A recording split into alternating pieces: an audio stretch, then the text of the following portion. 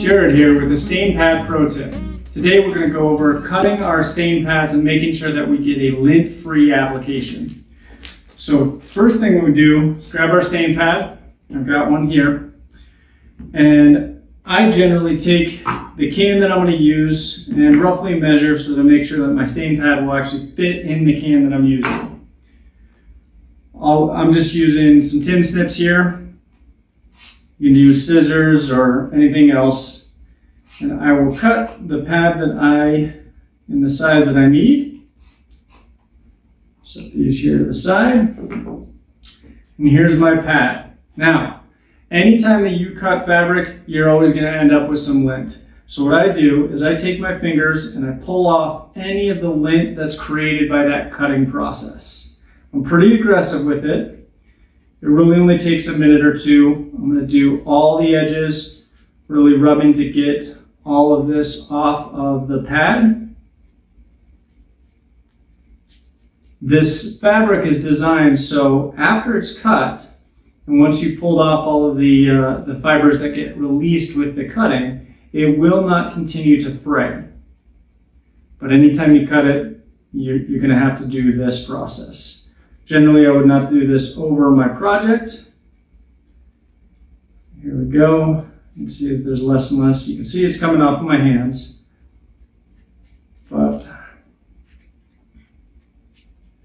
here we go. And then I'm just going to use some compressed air to finish cleaning off any other lint that might be there.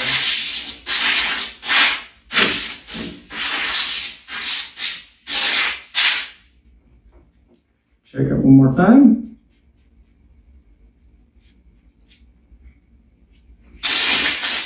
And blow it off one more time. Now you've got a lint-free stain pad ready to use. I've already got my stain pad here. It's pre-cut to match the can that I'm using. I'm just using some General Finishes black gel stain on this door face here. So I take the rounded end of the stain pad and just try to get as much as I can. I try to just get the end of it in there.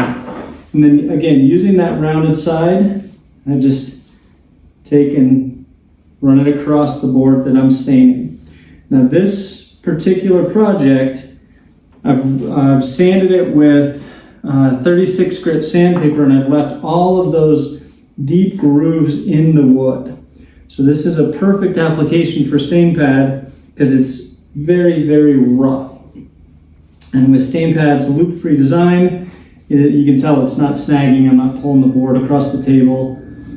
You can see how I'm just applying it and then smoothing it out. I'm going with the grain and also with those cuts.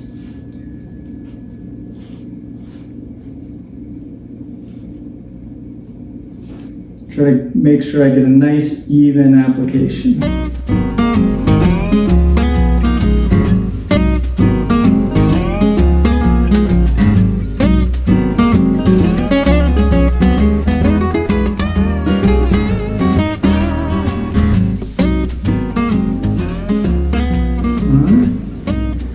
That's how I use a stain pad. I hope that helps, and hope you enjoy using stain pad. Thanks.